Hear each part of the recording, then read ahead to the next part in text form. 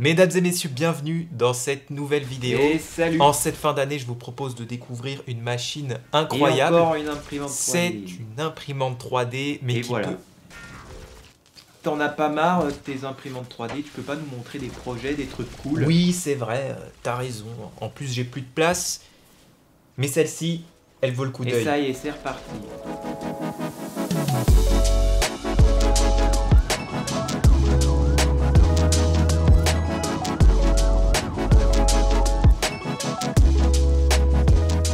Bon, c'est vrai, j'ai plus de place pour de nouvelles machines et c'est un peu triste. Heureusement, il y a de l'innovation et de super solutions aujourd'hui. La Snapmaker 2.0 que vous avez certainement entendu parler est l'une d'entre elles. Une machine 3 en 1, imprimante 3D, graveuse laser et CNC. Pour mon petit atelier, c'est le top et ça me permettra d'éviter d'investir dans chaque machine. J'ai donc contacté la marque il y a un bon moment déjà et ils ont accepté de m'en laisser une. Je suis très content, franchement, un grand merci à eux. Pour illustrer toutes les fonctionnalités de cette Snapmaker, je vous partage évidemment mes tests, mais aussi un projet exemple, ce magnifique support de casque qui me permet aussi de recharger mon iPhone grâce à un chargeur sans fil intégré. Donc le socle est en bois détouré à la CNC, le bras ici est en impression 3D avec la petite gravure au laser abrège ici, magnifique. Voilà, donc juste avant de passer à la suite, je vous invite à me laisser un petit commentaire. Dans la prochaine vidéo, je ferai certainement une vidéo récap de l'année FAQ. Donc si vous avez des questions, n'hésitez pas. Et c'est parti pour le petit topo, un petit topo unboxing technique de la machine.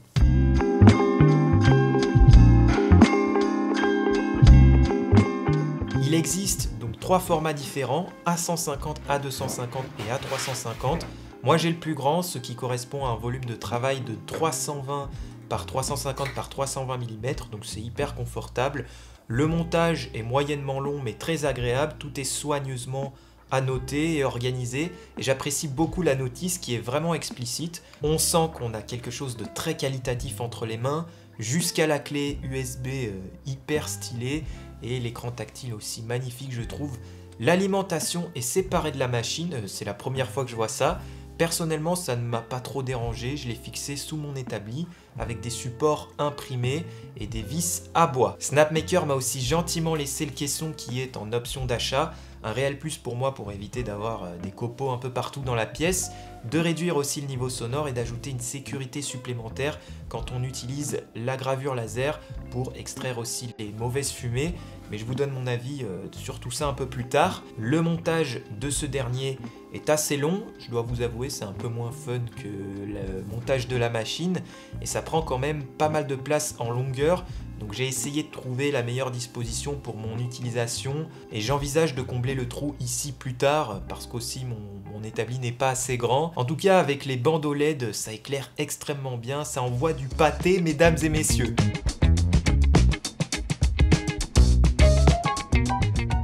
Allez, j'ai naturellement commencé par la tête pour l'impression 3D, une buse en direct drive pour le multimatériau.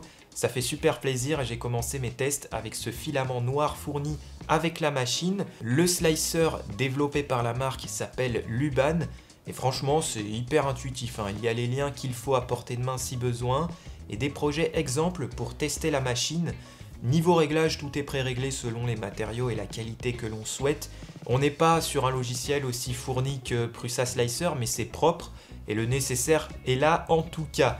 J'ai commencé tout de suite avec une pièce assez complexe avec des supports d'impression etc. pour défier d'entrée de jeu la machine.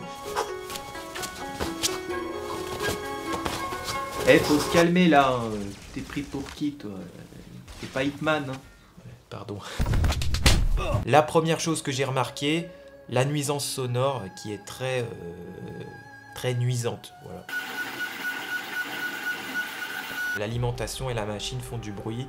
Cependant, quand même, avec le caisson, ça atténue. C'est mieux, mais ça reste quand même bruyant. Niveau qualité d'impression, ça se débrouille très bien. Elle est totalement au niveau du marché. Sur le Pikachu, pas de défaut majeur. Le Benchy aussi sort parfaitement très clean, tout en précisant que la machine est assez lente.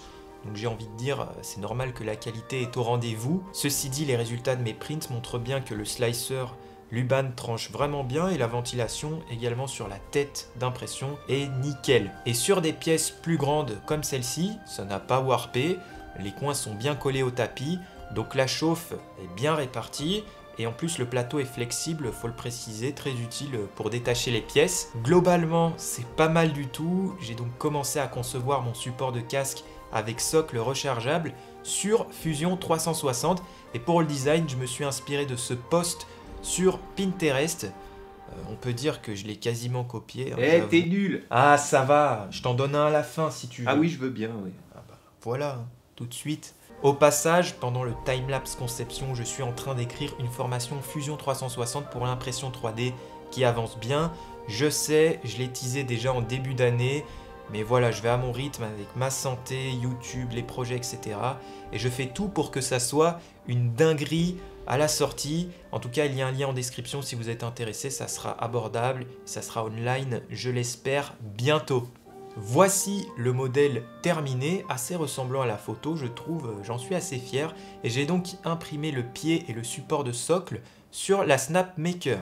J'ai fait évidemment 2-3 tests pour que ça s'imprime bien, pour trouver le bon compromis esthétique et fonctionnalité, à savoir la tenue du casque sans que ça s'écroule. En tout cas, voilà pour la partie impression 3D. Je démonte la tête d'impression par la tête fraiseuse ainsi que le plateau, c'est parti.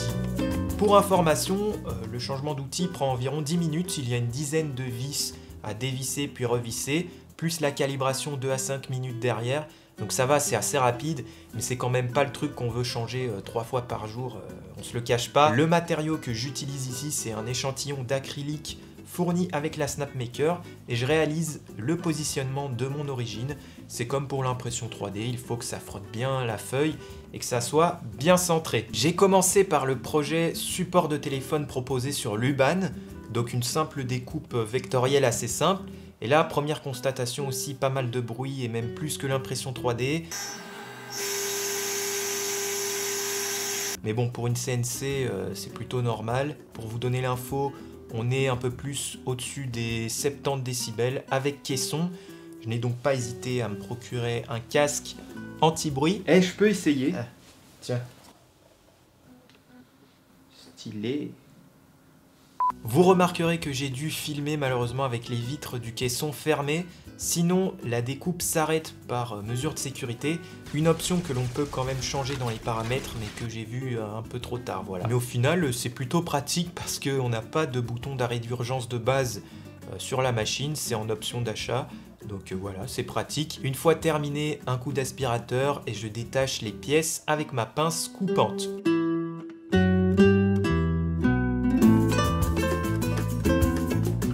Premier test concluant, découpe très clean. De retour sur le projet support de casque, je réalise le socle qui sera donc en bois.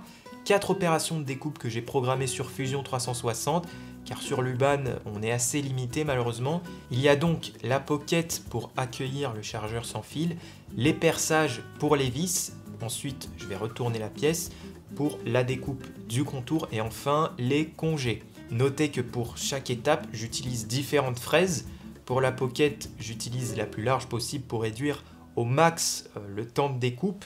La plus petite pour les perçages et celle à tête arrondie pour les congés. Je me suis personnellement procuré les plus grandes car il n'y avait pas cette taille fournie avec la machine. Et je précise au passage que des tutos sont disponibles sur la chaîne de la marque pour savoir faire ces fameuses opérations sur Fusion 360, c'est top. Donc c'est parti, ensuite découpe de mon échantillon dans une planche de 18 mm que j'ai récupéré dans les morceaux perdus à Jumbo. Je ne me souviens plus de l'essence du bois, mais ça ressemble à du frêne ou du chêne.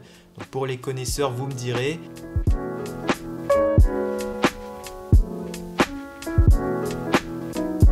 Let's get started.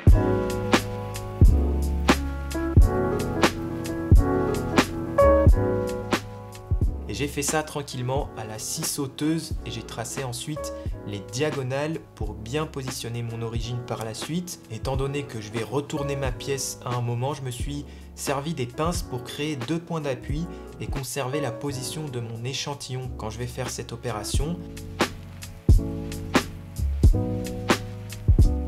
La première opération, la pocket, m'a pris environ quand même 1 heure d'usinage avec intervention toutes les 5-10 minutes pour aspirer tous les copeaux qui peuvent gêner la découpe.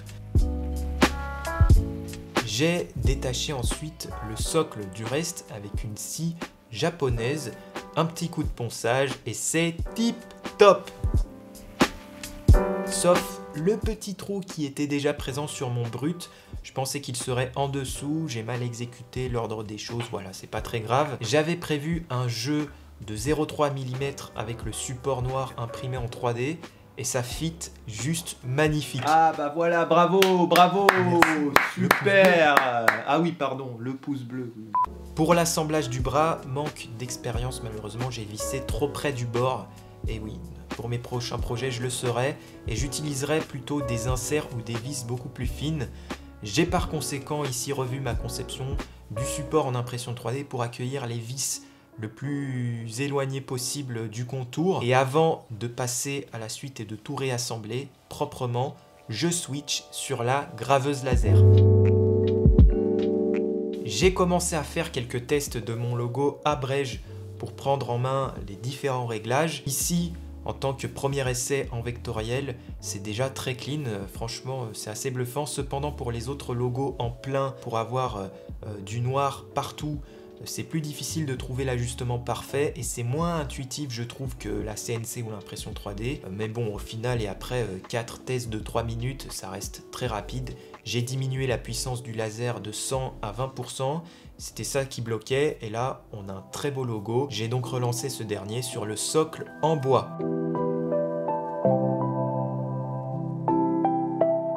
Le résultat est bluffant, on dirait que c'est fait au marqueur ou à l'encre. Je termine donc l'assemblage de mon support de casque, c'est reparti.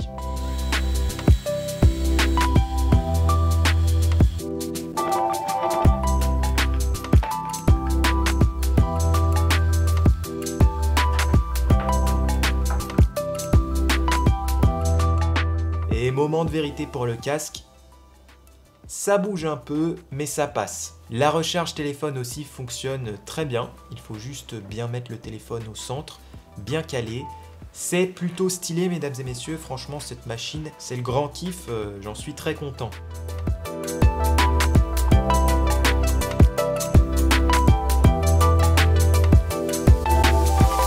Je n'ai pas fait plus de tests avec la graveuse laser, notamment parce que je déteste cette odeur de bois brûlé qui sent vraiment pas bon. Même si le système d'extraction fourni avec le caisson fonctionne parfaitement, le tuyau est trop court pour atteindre la fenêtre de mon atelier. Donc je vais certainement mettre une rallonge équipée, pourquoi pas d'un purificateur d'air DIY, ou disponible aussi il me semble en option. Je mentionne tout de même que le laser reçu avec la machine est plutôt fait pour la gravure et à la limite pour de la découpe sur des fines couches de bois. Voilà, sinon ils viennent de sortir un nouveau module laser en 10 watts bien plus puissant. Donc pourquoi pas tester tout ça dans une autre vidéo, tous ces accessoires. Ça serait stylé, en tout cas j'ai pas mal d'idées bien sympas. Voilà, donc allez, c'est parti pour mon avis final sur cette machine.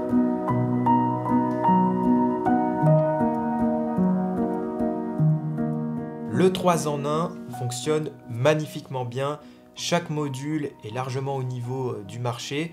Cependant, on ressent tout de même une limite technique ou d'usage, mais qui n'est pas aussi vite atteignable. Je m'explique. L'impression 3D sort de très belles pièces en multimatériaux et ses grands formats, auto-leveling, etc. Le top. Par contre, niveau sonore et vitesse d'impression, c'est loin d'être au meilleur niveau. Ça vient donc plus entacher l'expérience utilisateur que la pièce finale. Et c'est ça qu'il faut avoir en tête avec cette machine. On fait beaucoup de choses très bien, mais il faut juste s'attendre à un process plus long avec de la nuisance sonore. Voilà. La CNC est impeccable. On est pas mal limité sur l'Uban, mais avec Fusion 360, on fait des petites merveilles. Et quand j'ai voulu me renseigner pour l'utilisation de Fusion pour la Snapmaker, je suis directement tombé sur un tuto réalisé par la marque, comme mentionné plus tôt, très bien fait.